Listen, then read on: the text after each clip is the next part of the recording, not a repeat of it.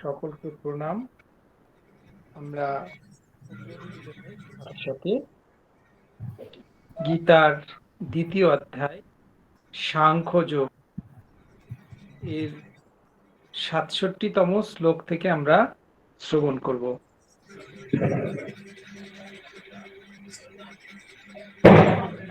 প্রথমে আমরা গুরু বন্দনা করে নেব। বন্দে অহং শ্রী গুরু শ্রীযুত পদ কমলম শ্রীগুরুং বৈষ্ণবাংশ্চ শ্রীরূপং সাগ্রজাতং সহগণো রঘুনাথান্বিतं तं সজীবং সাদ্বৈতং সবধূतं পরিজনসহিतं শ্রীকৃষ্ণ চৈতন্য দেবম শ্রীরাধাকৃষ্ণ পাদান সহগণো ললিতা শ্রীবিশাখান্বিতাংশ্চ ওম শ্রী পরমাত্মনে নমঃ। ওম নমো ভগবতে বাসুদেবায়। ওম শ্রীমদ্ ভগবদ গীতার ধ্যান ও স্তুতি। গীতা সুগীতা কর্তব্যা কিমন্যং শাস্ত্র বিস্তারৈ ইয়া স্বয়ং পদ্মনাভস্য মুখপদ্মোদিতা। গীতা ঠিক বুঝে অধ্যয়ন করে ভাব সহ তার অর্থ চিত্তে ধারণ করা আমাদের প্রধান কর্তব্য, যা স্বয়ং পদ্মনাভ ভগবান বিষ্ণুর মুখারবিন্দ নিঃসৃত। অতএব অন্যান্য শাস্ত্রাদির বিস্তারিত ব্যাখ্যার কি প্রয়োজন? স্বয়ং ভগবানও এর মাহাত্ম্য বর্ণনা করেছেন। এই গীতাশাস্ত্রে মনুষ্যমাত্রেরই অধিকার, তা তিনি যে কোনো বর্ণ আশ্রমের হোক না কেন, অবশ্যই ভগবানের শ্রদ্ধাযুক্ত ও ভক্তি সম্পন্ন হওয়া চাই। ভগবান ভক্তদের মধ্যেই গীতাকে প্রচার করবার নির্দেশ দিয়েছেন এবং বলেছেন, স্ত্রী, পোষ্য, শূদ্র, এমনকি পাপজনী ব্যক্তিও যদি গীতার শরণাগত হয় তাহলে তারা পরম গতি প্রাপ্ত হবে। ওম পার্থায় প্রতিবোধিতম ভগবতা নারায়ণেন স্বয়ং ব্যাসেন গ্রথিতম পুরাণ মুনিনা মধ্যে মহাভারতম অদ্বৈতামিতবর্ষিণীম ভগবতীমষ্টাদশাধ্যায়িনীম অম্ব ত্বামনুসন্দধামি ভগবদ্গীতে ভবদ্বেষিণী। নমোऽস্তু ব্যাস বিশাল বুদ্ধে ফুল্লারবিন্দায়ত পত্র নেত্র येन त्वया भारत तैलपूर्णा प्रज्वालित ज्ञानमय प्रदीपः वसुदेवसुतं देवं कंसचाणूरमर्दनं देवकी परमानन्दं कृष्णौ वन्दे जगद्गुरु। मूकं करोति वाचालं पङ्गुल्लङ्घयते गिरिं यत्कृपातमहं वन्दे परमानन्दमाधवं शान्तकारं भुजगशयनं पद्मनाभं सुरेशं विश्वधारं गगनसदृशं मेघवर्णं शुभाङ्गं लक्ष्मीकान्तं कमलनयनै योगिभिर्ध्यानगम्यं वन्दे विष्णुं भवभयहरं सर्वलोकैकनाथं यं ब्रह्मा वरुणेन्द्र रुद्रमरुतस्तुन्वन्ति दिव्यैस्तवैर्वेदैश्चाङ्गपदक्रमोपनिषदैर्गायन्ति यं सामगाः। ध्यानावस्थित तद्गतेन मनुषा पश्यन्ति यं योगिनौ यशान्तं न विदुः सुरगणाधिपै तस्मै नमो। हे कृष्ण करुणा सिन्धो दीनबन्धु जगत्पते गोपेश गोपिकान्त राधाकान्त नमोऽस्तुते। तप्त काञ्चन गौराङ्गी राधे वृन्दावनेश्वरी वृषभानुसुते देवी त्वं प्रणमामि हरिप्रिये। वञ्चाकल्पतरुभ्यश्च कृपा सिन्धुभ्य एव च पतितानां पावनेभ्यो সর্ববৈষ্ণবেভ্যো নমো নমো। আমরা ৬৭তম শ্লোক থেকে শ্রবণ করছি। যদি এর আগের দিনও আমরা শ্রবণ করেছিলাম, ধারাবাহিকতা রক্ষা করার জন্য আমরা এইখান থেকে শ্রবণ করব। ইন্দ্রিয়াণাং হি চরতাম যন্মনোয়নুবিধীয়তে তদস্য হরতি প্রজ্ঞা বায়ুর্নাবমিবাম্ভসি। মন বিষয়ে প্রবর্তমান ইন্দ্রিয়গণের যেটিকে অনুবর্তন করে, সেই একটি ইন্দ্রিয়ই যেমন বায়ু জলের উপরিস্থিত নৌকাকে বিচলিত করে, তদ্রূপ উহা প্রজ্ঞা হরণ করে।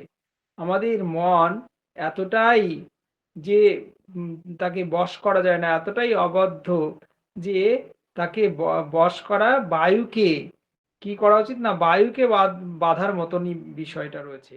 এবং যেমন বায়ু জলের উপরিস্থিত নৌকাকে বিচলিত করে, তদ্রূপ উহাও প্রজ্ঞা হরণ করে। এবং মন এরকম সেই নানানভাবে ভ্রমিত হতে থাকে, যে কোনো ভাবেই প্রভাবিত হয়ে যেতে পারে মন।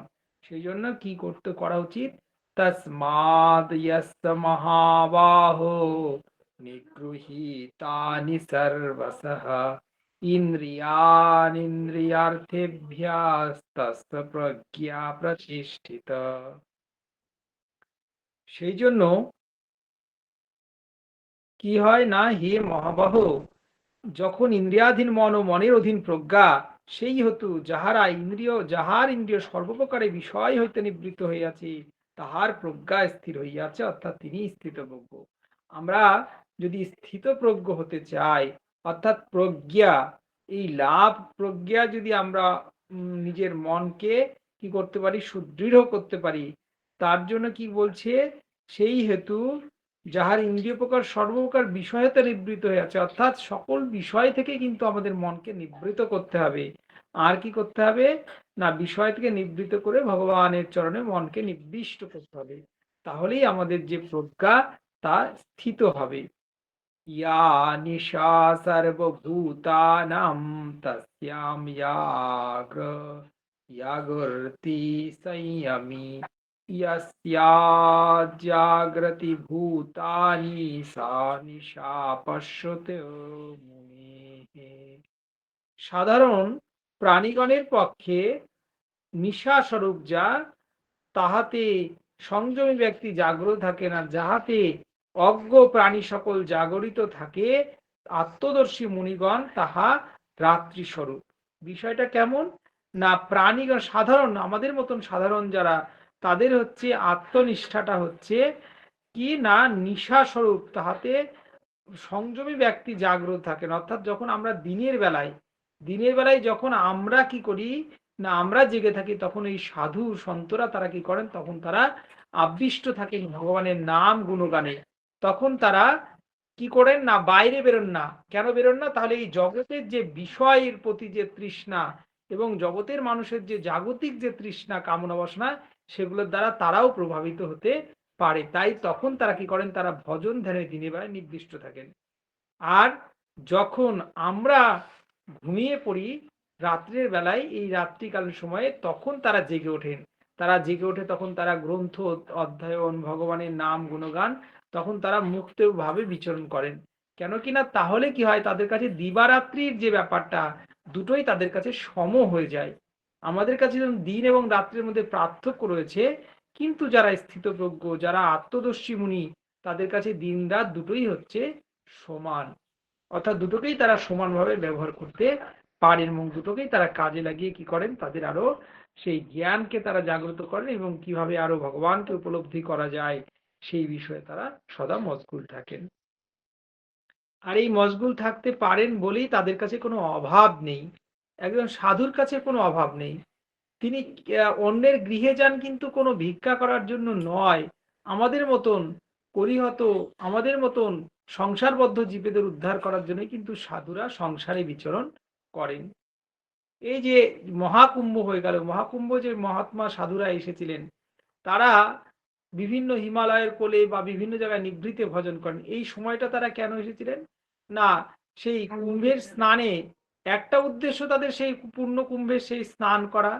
আর একটা উদ্দেশ্য হচ্ছে কি না, কিছু কিছু সাধু সন্ত যারা নতুন করে দীক্ষিত হবে তাদেরকে সেই পূর্ণ কুম্ভের সেই পূর্ণ যোগে তাদেরকে দীক্ষিত করা, যাতে তারাও যাতে এগিয়ে যেতে পারে। এবং সঙ্গে সঙ্গে এই যে যারা স্নান করতে গেছেন তাদেরও অনেক কৃপা হয়েছে, দর্শন হয়েছে, কিন্তু তা না বুঝে তাদেরকে যদি আমরা অনুকরণ করি তাহলে কিন্তু মহা পাপ হয়ে যাবে। কারণ তারা, তাদের যে জীবনচর্চা আমাদের জীবনচর্চার সঙ্গে কিন্তু তারা মিলবে না। তারা কি বলছে সেটা আমাদেরকে পালন করতে হবে। তারা যেভাবে চলতে বলছেন সেটা আমাদেরকে চলতে হবে, কিন্তু তারা যেভাবে চলছে তাদের মতন করে কিন্তু আমরা কখনোই চলতে যাব না।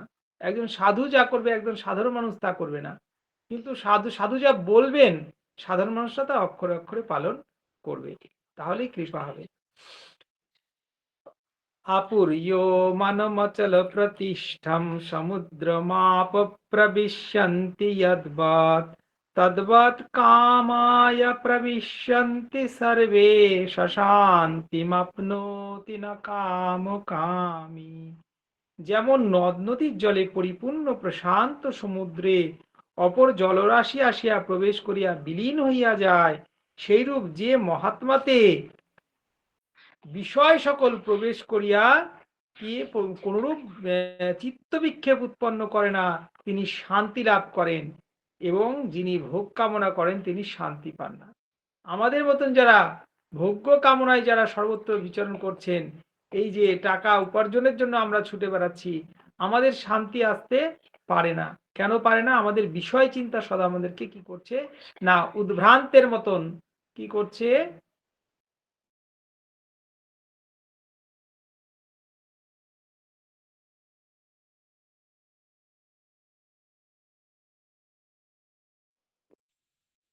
জয় শ্রীকৃষ্ণ।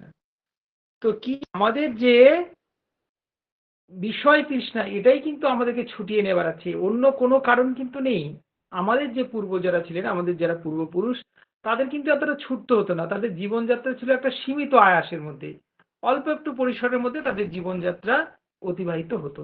তাতে কি তাদের কোনো কিছু অভাব পড়তো? কোনো কিছুই তাদের অভাব হতো না, বরঞ্চ আমাদের থেকে তারা অনেক বেশি সুখী এবং সমৃদ্ধশালী ছিলেন। তাদের জ্ঞান অনেক বেশি সমৃদ্ধ ছিল, তাদের চিন্তা ভাবনা অনেক বেশি পবিত্র ছিল। কিন্তু আমাদেরকে ছুটতে হচ্ছে কিসের জন্য? না, বিষয় তৃষ্ণা আমাদেরকে এইভাবে ছুটিয়ে নিয়ে বেড়াচ্ছে।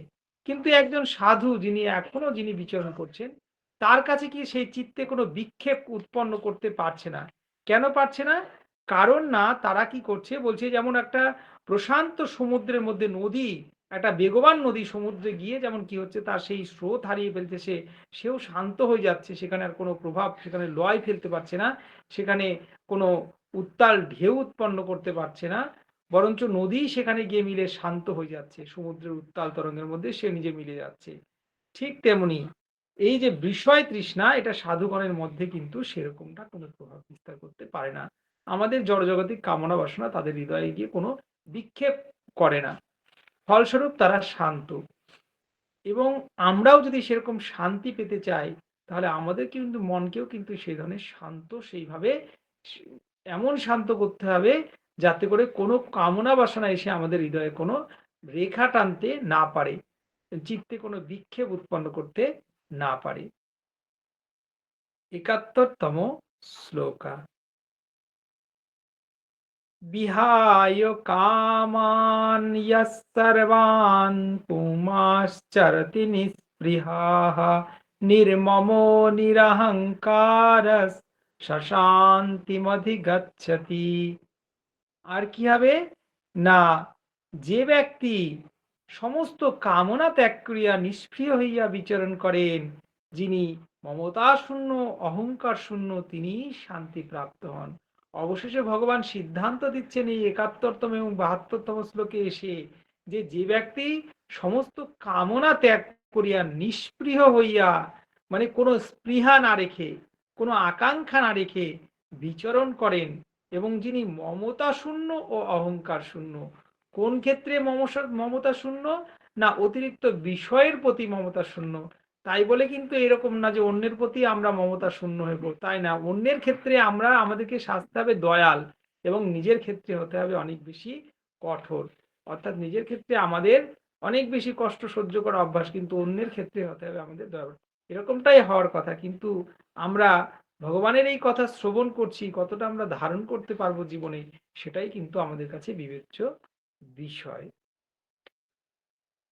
এষা ব্রাহ্মী স্থিতি পার্থ নৈনাম প্রাপ্য বিমুহতি স্থিতাস্যামন্ত কালে প্রি ব্রহ্ম নির্বাণ মৃচ্ছতি। হে পার্থ, ইহাই ব্রাহ্মী স্থিতি, অর্থাৎ ব্রহ্ম জ্ঞানে অবস্থিতি লাভ করা। এই অবস্থা প্রাপ্ত হলে জীবের আর মোহ থাকে না। মৃত্যুকালেও এই অবস্থায় থাকিয়া তিনি ব্রহ্ম নির্বাণ বা ব্রহ্মে মিলন রূপ মোক্ষ লাভ করেন। এই যে পরম পুরুষ আমাদের হৃদয়ে আছে, জীবাত্মা, এবং সেই পরম পুরুষ অনাদিরাদি গোবিন্দ, এই আত্মার সঙ্গে পরমাত্মার মিলন হবে কখন?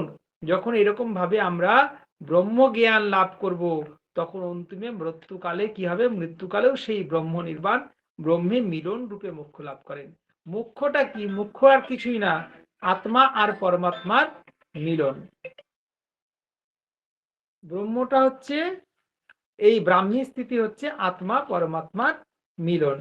এবং সেই জন্যই কিন্তু এই আমাদের এই যোগ অভ্যাস, আমাদের এই সমস্ত কিছু পুজো আর্চা আয়োজন, সমস্ত কিছুই কিন্তু সেই পরমাত্মার সঙ্গে মিলনের উদ্দেশ্যেই যাত্রা। যেমন সেই কোনো যেমন নদী, বা বিশেষ করে গঙ্গা নদীর কথা, যদি সেই গঙ্গোত্রী হিমবাহ থেকে, সেখান থেকে যে হিমালয়ের সেই গোমুখ গুহা থেকে সেখানে উৎপন্ন হয়ে সেই পাহাড় পর্বত ডিঙিয়ে সমতল ভূমি পার করে গিয়ে মহাসমুদ্রে মিলিত হচ্ছে, সেখান থেকে বাষ্পীভূত হয়ে আবার গিয়ে সেই পাহাড়ের উপরে গিয়ে জমছে, আবার জলরূপে এই যে প্রবাহিত হচ্ছে, এই যে ধারা চলছেই, ঠিক তেমনি আমাদেরও কিন্তু এইভাবেই বারবার যাওয়া আসা এগুলো চলতেই থাকবে, যদি না আমরা এরকম ব্রহ্মের সঙ্গে মিলন আমাদের সম্ভব হয়। সেটা কেমন হবে? না, আনন্দের স্বরূপে আমরা হৃদয়টাকে উপলব্ধি করে আমরা কি করব? আস্তে আস্তে এমন ভাবে আমাদের মনটাকে তৈরি করব, যাতে আমরা সেই, যখন আমাদের সেই সময় আসবে ওই পরপারে পাড়ি দেওয়ার জন্য, তখন যেন আমরা পরমাত্মার সঙ্গে আমাদের মিলন হয়ে যায়। তাহলে আর এই জগতে বারবার ফিরে আসতে হবে না। এই অধ্যায়ের আমরা যদি একটু সারসংক্ষেপের দিকে দেখি, তাহলে দেখব আমরা এখানে কিন্তু আমরা গীতার সেই তত্ত্বজ্ঞান লাভ করলাম। এসে অন্তিমে ৭১তম শ্লোকে এসে ভগবান তাই বলছেন, যে যা জানলে জগতের আর কোনো কিছুই জানার বাকি থাকে না। এবং ৭২তম শ্লোকেই তিনি বলছেন যে জীবের আর মোহ থাকে না, অর্থাৎ কি হয়? সমস্ত মোহ মায়া কেটে যায়। তো আমাদের হৃদয়ের সেই সমস্ত মলিনতা ধুয়ে মুছে গিয়ে আমরা সকলেই যেন প্রভুর সেই কৃপা লাভ করতে পারি, এই প্রার্থনা রেখেই আমাদের দ্বিতীয় অধ্যায় সমাপ্ত হচ্ছে। আগামীকাল থেকে আমরা তৃতীয় অধ্যায় শ্রবণ করব। অত গীতা অষ্টাদশ অক্ষর মহামন্ত্র। গঙ্গা গীতা চ সাবিত্রী সীতা সত্যা প্রতিব্রতা ব্রহ্মাবলির ব্রহ্ম বিদ্যা ত্রিসন্ধ্যা মুক্তি গেহিনী অর্ধমাত্রা চিদানন্দা ভবগ্নির ভ্রান্তি নাশিনী বেদত্রয়ী পরানন্দা তত্ত্বার্থ জ্ঞান মঞ্জুরি। ওম গীতা গীতা গীতা। ওম শ্রীকৃষ্ণার্পণমস্তু। অন্তিম প্রার্থনা। যোগেশং সচ্চিদানন্দং বাসুদেব ব্রজপ্রিয়ং ধর্ম সংস্থাপকৌ বীরম কৃষ্ণ বন্দে জগদ্গুরু, শ্রীকৃষ্ণ বন্দে জগদ্গুরু। জয় শ্রীকৃষ্ণ সকলকে। এই যে আমরা দ্বিতীয় অধ্যায় সমাপ্ত করলাম, এখান থেকে যদি কারো কোনো প্রশ্ন বিশেষ থাকে তাহলে পরে আমরা চেষ্টা করবো সেটাকে একটু উপলব্ধি করার। যদি কারো প্রশ্ন থাকে একটু তাহলে পরে জানাবেন। বলছি অভিমন্যু ভাই, আজকে আপনি একটু উদ্গ্রীব আর ভ্রামরী আর উদ্গ্রীবটা একটু পড়িয়ে একটু বুঝিয়ে দেবেন। আজকে আমাদের মধ্যে একজন নতুন আছেন। আচ্ছা আচ্ছা, ঠিক আছে। জয় শ্রী। তাহলে দ্বিতীয় অধ্যায় নিয়ে যদি কোনো প্রশ্ন থাকে। হ্যাঁ, কারো কোনো প্রশ্ন রয়েছে কি দ্বিতীয় অধ্যায় নিয়ে? ঠিক আছে, যদি না থাকে তাহলে আমরা আগামীকাল থেকে আমরা কর্মযোগের তৃতীয় অধ্যায় থেকে আমরা শ্রবণ করব আগামীকাল থেকে। তাহলে এখন আমরা চলে যাই আমাদের একেবারে প্রাণায়ামের অন্তিম পর্যায়ে। প্রথমে আমরা ভামরি করব। ভামরি অর্থাৎ ভ্রমরের মতন গুঞ্জন। সেক্ষেত্রে কি হয়, আমাদের যে মানসিক চাপ, মানসিক যে অবসাদ, সেগুলো দূর হয়ে যায় এই ভ্রামরি প্রাণায়াম করলে। এবং আমাদের কি হয়, যে মস্তিষ্ক সেটা একটা প্রসন্নতা লাভ করে। এবং সেই জন্য আমাদের কি করতে হয় না, প্রথমে হচ্ছে এই বুড়ো আঙুল দিয়ে আমাদের কানের ভেতরে কি করতে হয়, আগে বায়ুকে নিরুদ্ধ করতে হয় এখানে। এবং তারপর কি করতে হয় না, তারপরে আমাদের সেই বুড়ো আঙুল দিয়ে প্রথমে কানের আমরা যে পাতা রয়েছে সেটাকে দিয়ে আমরা বন্ধ করবো, বায়ুকে নিরুদ্ধ করব।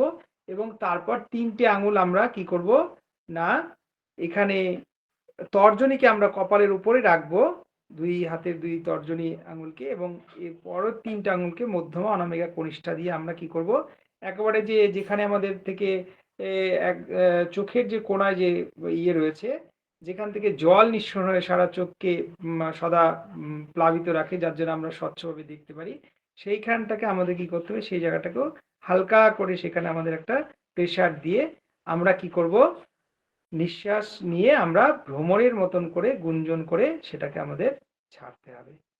এটাকে বলছে ভ্রামরি। তো আমরা 5 বার ভ্রামরি করে নিই।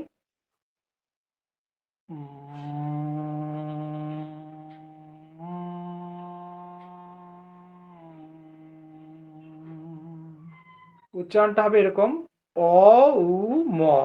প্রথমে কিছুটা সময় অ এবং তারপরে উ ম, ওম, এইরকম উচ্চারণ হবে। এবং সেটা মুখ বন্ধ থাকবে, সেটা নাক দিয়ে সেই ওম বলে, যেটা আমাদের গভীরভাবে শ্বাস নেব, সেটা আস্তে আস্তে ধীরে ধীরে সেটাকে বের হবে।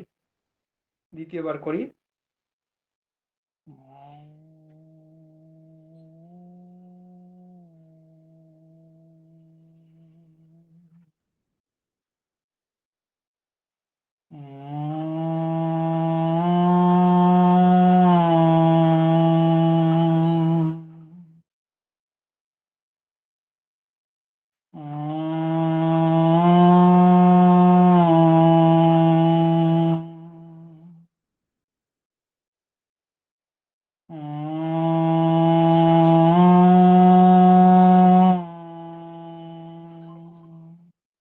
এবারে চোখ বন্ধ রেখে শান্তভাবে আমরা উদ্গীর করে নেব 3 বার।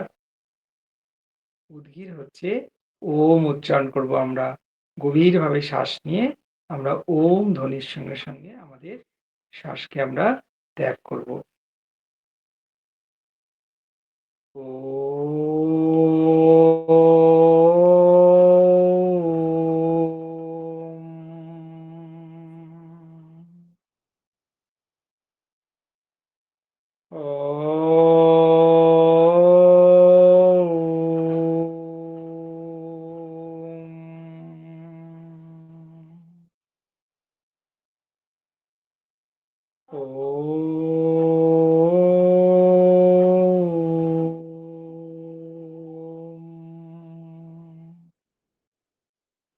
এবারে আমরা একটু ভগবানের কাছে প্রার্থনা জানাবো যে, হে প্রভু, জীবন আমাদের সুন্দর করো, পবিত্র করো, নির্মল করো।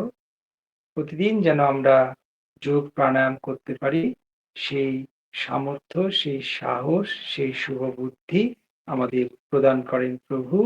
এবং আমরা নিজেও যাতে ভালো রাখি এবং অন্যকেও যাতে ভালো রাখতে পারি, সেই কৃপা আমাদের প্রতি রাখবেন প্রভু। এবং সর্বদা জীবনের প্রতিটি মুহূর্ত, প্রতিটি পল যেন আপনাকে স্মরণে রাখতে পারি এবং আপনার ইচ্ছাই আমার মধ্যে পরিব্যাপ্ত হোক। এই জগতে আপনি আমাকে এনেছেন, আপনার সেই মঙ্গল ইচ্ছা আমার মধ্যে দিয়ে পূর্ণ হোক। ৩ বার আমরা প্রণাম করব ব্রহ্মা, বিষ্ণু, মহেশ্বরের উদ্দেশ্যে এবং আমাদের যার যার ইষ্ট দেবতার প্রতি আমরা প্রণাম জানাবো।